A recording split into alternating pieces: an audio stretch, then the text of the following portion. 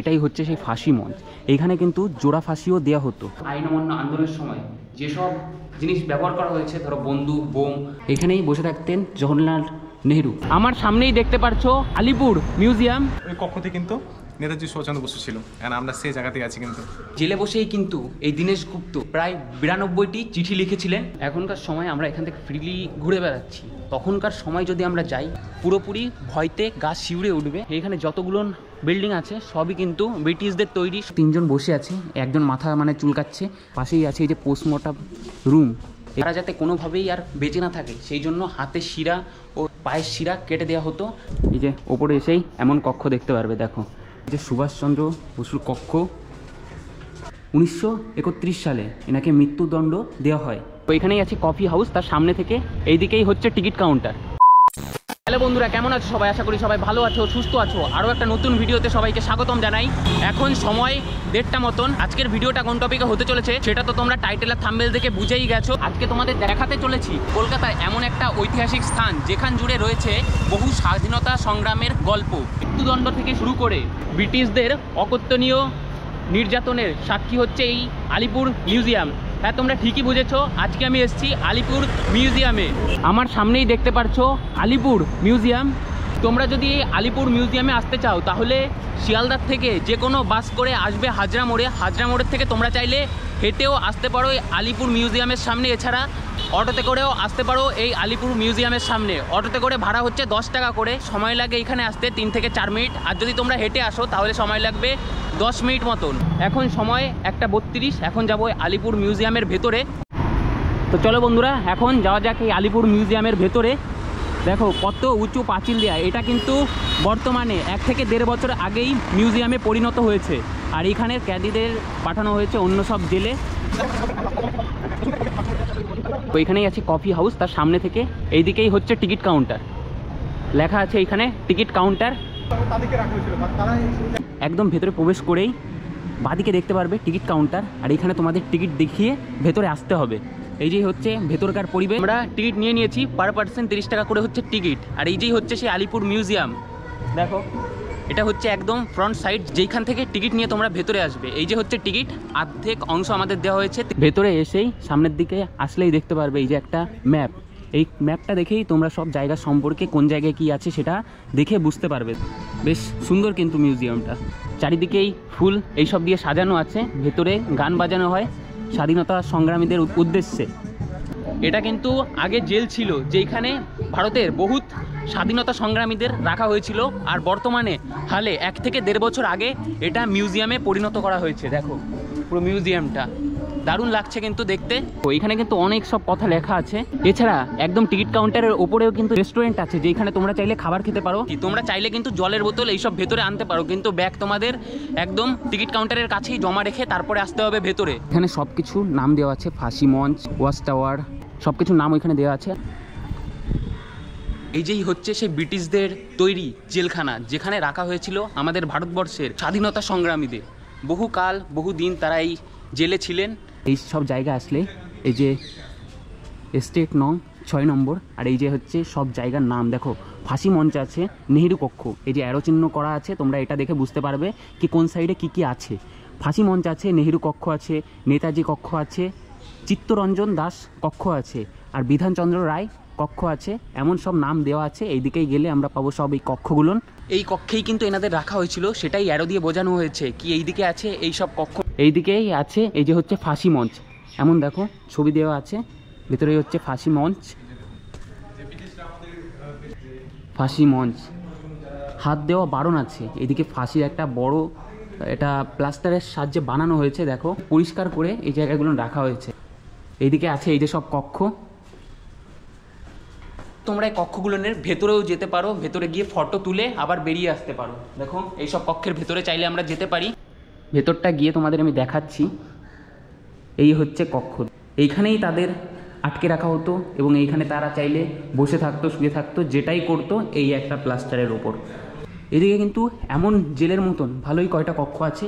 এইখানেই আটকে রাখা হয়েছিল দীনেশ গুপ্তা, যে আমাদের স্বাধীনতা সংগ্রামী ছিলেন, তাদেরকে এই সব জেলেই আটকে রাখা হয়েছিল।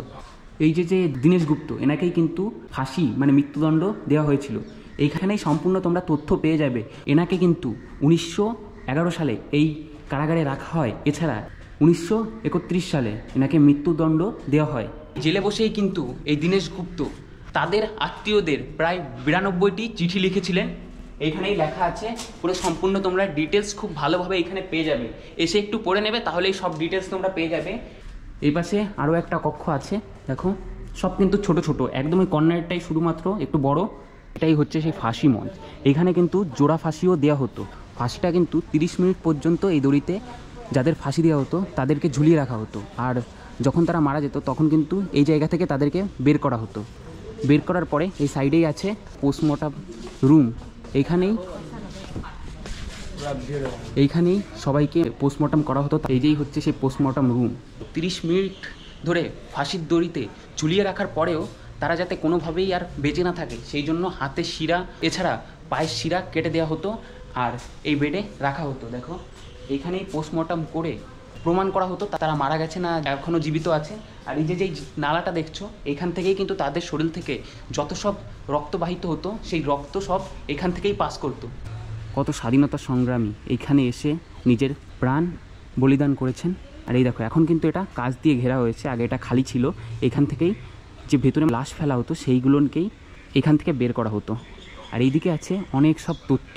উপরে যে জায়গাটা দেখছো প্রতিটাই কিন্তু জানলা আছে। আর ওইখান থেকে ক্যাদিদের এই ফাঁসিটা পুরো নিজের চোখে দেখানো হতো, তারা যেন ভয় পেয়ে সব তথ্য ফাঁস করে দেয়। সেই জন্য ওই জানলা থেকে ফাঁসিটা পুরোপুরি চোখের সামনে দেখানো হতো। ভালোই কটা জানলা আছে আর নিচে আছে অনেক তথ্য। এইখানেই আছে এই যে শহীদদের তালিকা, দেখো কানাইলাল দত্ত 10ই নভেম্বর। আরও এইখানে 9-10 জনের নাম আছে, দীনেশ গুপ্ত, অনেকের নাম আছে। এইদিকে বাংলায় আছে আর এইদিকে ইংলিশে আছে। এখনকার সময় আমরা এখান থেকে ফ্রিলি ঘুরে বেড়াচ্ছি। তখনকার সময় যদি আমরা যাই এইখানে আসতে কিন্তু পুরোপুরি ভয়তে গা শিউরে উঠবে। কারণ এইখানে যখন মানুষদের ফাঁসি দেওয়া হতো কত না যন্ত্রণার সঙ্গে মারা হতো। এখানে আছে সব কক্ষ, নেতাজি কক্ষ আছে, বিধানচন্দ্র রায় কক্ষ আছে, চিত্তরঞ্জন দাস কক্ষ আছে আর যতীন্দ্রমোহন সেনগুপ্ত কক্ষ আছে। এইখানেই এই যে এই দিকেই হচ্ছে তাদেরকে আটকে রাখা হয়েছিল। এইখানটাই আছে নেতাজি কক্ষ, যেখানে নেতাজিকে আটকে রাখা হয়েছিল।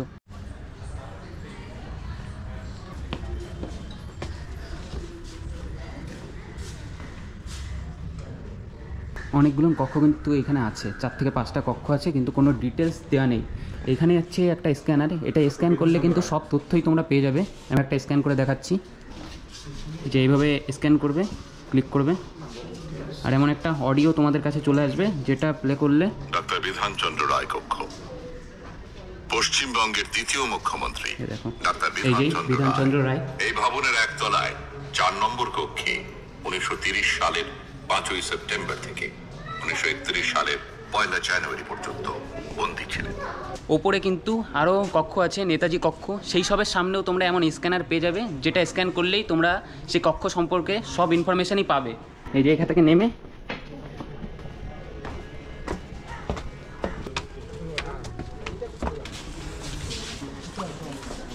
এই যে ওপরে এসেই এমন কক্ষ দেখতে পারবে। এই যে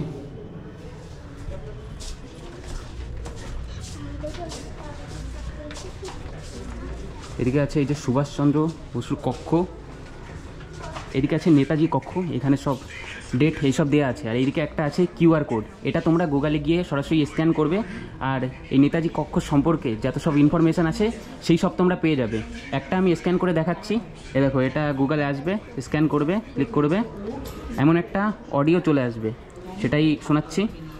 নেতাজি কক্ষ, নেতাজি সুভাষচন্দ্র বসু আইন অমান্যের অপরাধে এই ভবনের এই কক্ষে 1930 খ্রিস্টাব্দের 23 জানুয়ারি থেকে 23 সেপ্টেম্বর পর্যন্ত কারারুদ্ধ ছিলেন। এপাশে কিন্তু টোটাল 5টা কক্ষ আছে। এদিকে এটা হচ্ছে চিত্তরঞ্জন দাসের এই যে কক্ষ, এর ভিতরেই তিনি ছিলেন। ভেতরে এখন কিছুই নেই। এটা হচ্ছে যতীন্দ্রমোহন সেনগুপ্ত সেল, এখানেই ছিলেন যতীন্দ্রমোহন সেনগুপ্ত। এই যে তার একটা স্ট্যাচু এখানে বানানো আছে, ভেতরে আছে কিছু ফটো আর এই যে হচ্ছে তার জন্ম মৃত্যু তালিকা। যতীন্দ্রমোহন সেনগুপ্ত এপ্রিল 1930 এবং 22 অক্টোবর 1932 হইতে 5 জুন 1933 পর্যন্ত এই কক্ষে ছিলেন। কক্ষের এইখান থেকেই কিন্তু তোমরা জেলটাকে মোটামুটি দেখতে পারবে, পুরোটা দেখতে পারবে না কারণ গাছের জন্য ঢাকা আছে। একটা জিনিস ইমাজিন করো কি এইখানে নেতাজি সুভাষচন্দ্র বসু আরও কত মহান মহান মানুষ এই জায়গাতেই এসছেন, এই জায়গা থেকে হেঁটে বেরিয়েছেন, এই জায়গায় তারা ছিল। আর এটা ভেবে মানে ইমাজিন করে মানে সেই জায়গার কথা ভেবে কি কেমনভাবে এখানে অত্যাচার হতো আরও সব কথাই মনে করে সত্যি খুবই বাজে লাগছে। আর সব কিছু তো তোমাদের দেখাবই। আর এইখানে আছে ইফতিকার একটু আগে তো ঠিক ছিল আর এখন মানে সত্যি বলতে অনেকটা ইমোশনাল জায়গা এটা। মানে আপনি যখন ভাববেন যে আমাদের স্বাধীনতা সংগ্রামী নেতাজি সুভাষচন্দ্র বসু থেকে শুরু করে আর যত বিপ্লবী ছিল তাদেরকে এখানে আটকে রাখা হয়েছিল, তো অটোমেটিক্যালি আপনার মনটা খারাপ হবে। মানে একটা ইমোশনাল জায়গা। আর সবথেকে ইন্টারেস্টিং লাগছে কি যে এই জায়গাগুলোতেই ওই কক্ষতে কিন্তু নেতাজি সুভাষচন্দ্র বসু ছিল, অ্যান্ড আমরা সেই জায়গাতেই আছি। কিন্তু এর থেকে ইমোশনাল আর কী হবে, সো জাস্ট সেটাই একটু ইমাজিন করেছি। সত্যি এই জায়গা থেকেই সবাই হেঁটে বেরিয়েছে, এই যে তাদের কক্ষ এইখানে তারা বেশ কিছুদিন ছিল, তো সেটা ভেবে সত্যি খুব খারাপ লাগছে। আর ইফতিকার দেখি একা একা বসে আছে মানে চুপচাপ আছে। আমি নিচে থেকে উপরে আসলাম, তখনও দেখি উপরে এসে চুপচাপ আছে। তারপরে আমি বুঝতে পারছি কি খারাপ লাগছে, এখন কি করা যাবে, কিছু তো করার নেই না।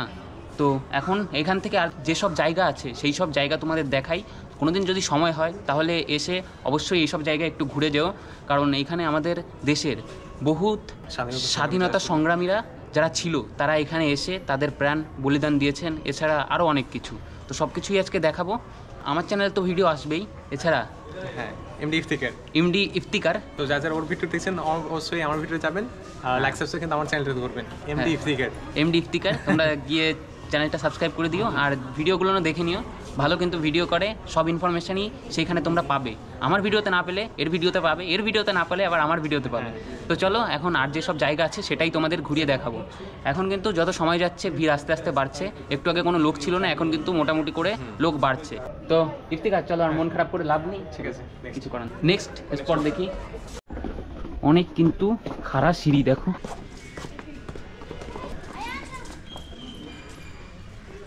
তোমরা যদি এই জায়গার সম্পর্কে সব ইতিহাস জানতে চাও তাহলে স্ক্যানার যেটা আছে সেটা স্ক্যান করবে, আর সব কিন্তু তোমরা পুরোপুরি অডিওতে শুনতে পারবে। এটাই দেখো সেই অফিস রুম, যখন কোনো আমাদের মানে স্বাধীনতা সংগ্রামীদের ফাঁসির আদেশ দেওয়া হতো তখন কিন্তু এইখানেই অ্যানাউন্স করা হতো, তারপরেই তাদেরকে ফাঁসির মঞ্চে নিয়ে যাওয়া হতো।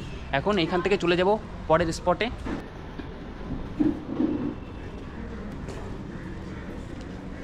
এইদিকে আছে নেহেরু কক্ষ। তোরা এই দেখো, এই যে জায়গা এখানে যে কটা সেল আছে, এই কর্নারের সেলটাই কিন্তু পণ্ডিত জওহরলাল নেহেরুকে এখানেই আটকে রাখা হয়েছিল। এই দেখো এখানেই বসে থাকতেন জওহরলাল নেহেরু, আর এইখানেই সব কতদিন আটকে রাখা হয়েছে সেটা এখানে দেওয়া আছে। জওহরলাল নেহেরু 17 মে ফেব্রুয়ারি 1938 থেকে 7 মে 1938 পর্যন্ত এই কারাকক্ষে ছিলেন। এই যে, আর এটার পাশেও কিন্তু সব এই যে কিউআর আছে, এটা স্ক্যান করতে পারো। বেশ কিছু সেল আছে, এই দেখো। এটাই হচ্ছে ইন্দিরা গান্ধী, মানে এখানে বসে থাকতেন আর জওহরলাল নেহেরুকে দেখতেন, ওই যে ওনার কক্ষ ছিলেন, আর এইখানে তিনি বসে জওহরলাল নেহেরুকে দেখতেন। এখানে কিন্তু আরও বেশ কিছু কক্ষ আছে, বেশ সুন্দর পরিষ্কার আর বেশ দারুণভাবে সাজানো। এটা হচ্ছে লাইব্রেরি ও সেমিনার কক্ষ, এটাই হচ্ছে লাইব্রেরি। দেখো ভেতরে কিন্তু পুরোপুরি এসি, আর এখানে বেশ ফটো আছে, দেখো সব কিছুর ফটো আছে। বাংলায় মানুষে দেখো। বন্ধুরা চলো এখন সামনের দিকে যাওয়া যাক, আর যেই সব জিনিস আছে সেই সব জিনিস তোমাদের দেখানো যাক। প্রতিটা ভারতবাসীর খুবই একটা ইমোশনাল জায়গা হচ্ছে এটা, যেখানে কত মহান মহান মানুষরা নিজের জীবনকে মানে কুরবান করেছেন ব্রিটিশদের হাতে। এ দেখো, এটা হচ্ছে সাধারণ কক্ষ, কিউআর আছে এখানে। আর ভেতরে গিয়ে দেখি কি কি দেখানো যায়। ভেতরটা বেশ কিন্তু সুন্দর। বাইরে থেকে ব্রিটিশরা ব্যবসার ক্ষেত্রে এখানে এসে আমাদের ভারতবর্ষকে বন্দি করে এই জায়গায় আমাদের ভারতবাসীর সব স্বাধীনতা সংগ্রামীদের আটকে রাখা হয়েছিল। এই যেই ব্রিটিশদের তৈরি সমস্ত সেল, 200 বছর রাজত্ব করেছেন ব্রিটিশরা। এই যে আজকে আমি এসেছি এইখানে, সব জায়গা তোমাদের খুব ভালোভাবে দেখানোর চেষ্টা করছি। কত আনন্দের সঙ্গেই সবাই এখানে আসছে, সব জিনিস দেখছে, সব জিনিস ঘুরছে, ফটো তুলছে, ভিডিও করছে, কে কী না করছে। কিন্তু এই যেই এমন একটা জায়গা, আজ থেকে 200 বছর আগে কি আরও আগে আসলে কিন্তু এইখানটায় দাঁড়িয়ে থাকার ক্ষমতা আমাদের মতন মানুষদের ছিল না। অনেক কক্ষ আছে এখানে, কিন্তু সব মহান মহান মানুষদের বন্দি করে রাখা হয়েছিল। কত মানুষ দেখো এখানে ঘুরছে। এটা হচ্ছে পুলিশ মিউজিয়াম, সেল 4। প্রতিটাই কিন্তু সেম লাল রঙে রং করা। ওপরে আগে যেতে দেওয়া হতো, এখন কিন্তু এটা বন্ধ করে দেওয়া হয়েছে। দেখো এটা হচ্ছে 1 নম্বর কক্ষ।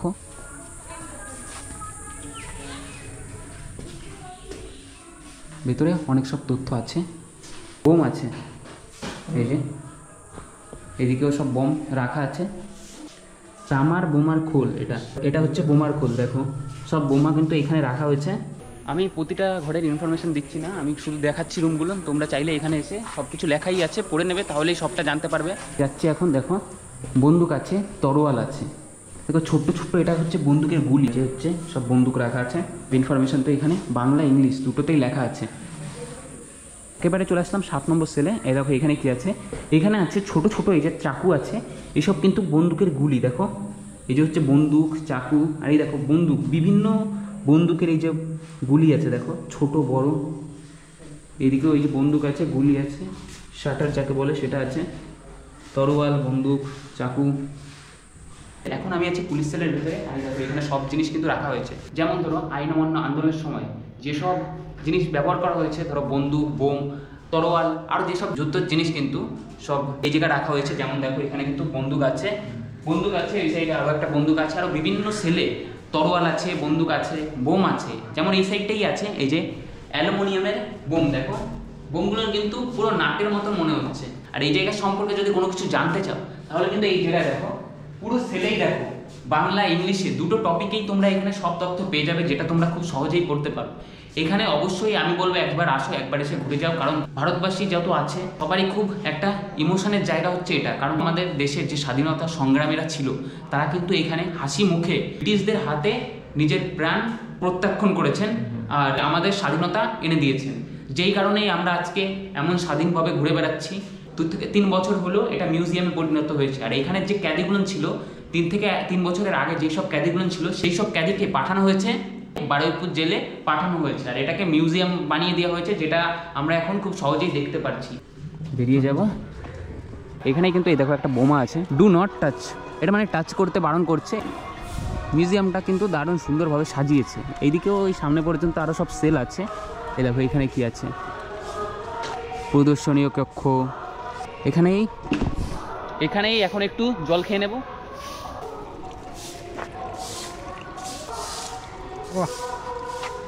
দেখো এই যে পানীয় জল, এখান থেকে তোমরা জল চাইলে খেতে পারো। আর সব সেল কিন্তু এইদিকে আছে। বন্ধুরা এই দেখো এই জল খাওয়ার এই জায়গা, পানীয় জলের এই জায়গার এইখানে কিন্তু পরিষ্কার হচ্ছে। আর এই জায়গা আছে নজরুল কক্ষ, এটার ভেতরে এখন যাব। এটা হচ্ছে নজরুল কক্ষ। এখন বাইরেটা মানে সব ঝাঁটা দিয়ে পরিষ্কার, ঝাড় দিয়ে পরিষ্কার করা হচ্ছে। এর আগে যাওয়া যাবে না, এই যে দড়ি বাঁধা আছে। আর এটাই হচ্ছে সেই নজরুল কক্ষ, এখানে লেখা আছে নজরুল কক্ষ।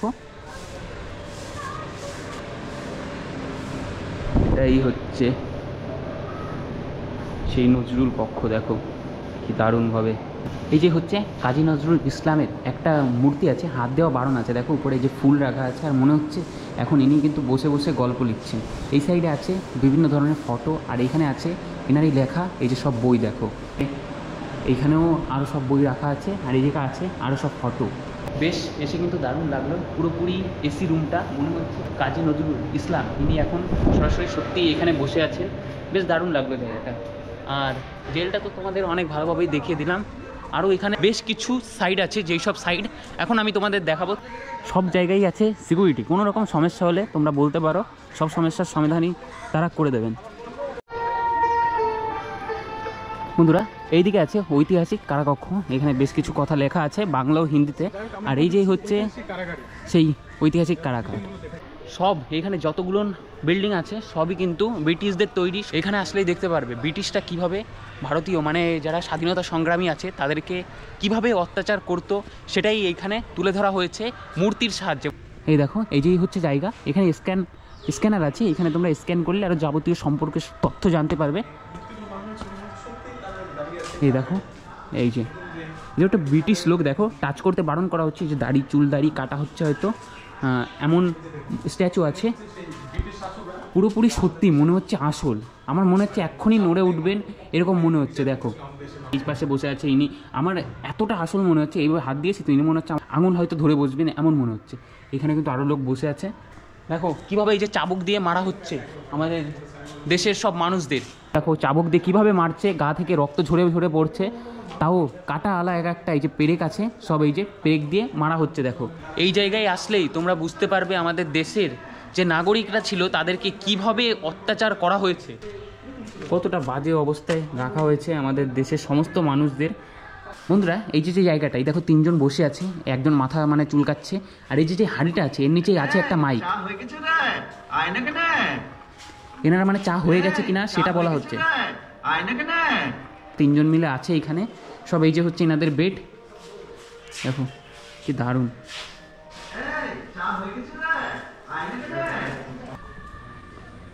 এখানে কিন্তু ভালোই জায়গা আছে, সব জায়গায় ঘুরতে গেলে ভালোই সময় লেগে যাবে। আর প্রতিটা জায়গায় মানে যেই সব মেইন কক্ষ আছে সেইখানে কিন্তু আছে এক একটা করে স্ক্যানার। এই দেখো স্টেট 7, এইদিকেও সামনে আছে আরও বিভিন্ন ধরনের জায়গা, সব একটা বাংলা একটা ইংলিশে, একটা বাংলা একটা ইংলিশে।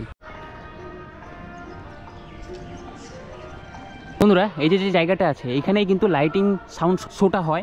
এই দেখো সব লাইট এখানে আছে, আর ওইখানে তোমরা চাইলে বসে এখানে লাইটিং শোটা দেখতে পারো। লাইটিং শোর সময় হচ্ছে সন্ধ্যা 6টার থেকে 7টা পর্যন্ত, আর 7টা থেকে 8টা পর্যন্ত, 2টো শো এখানে হয়।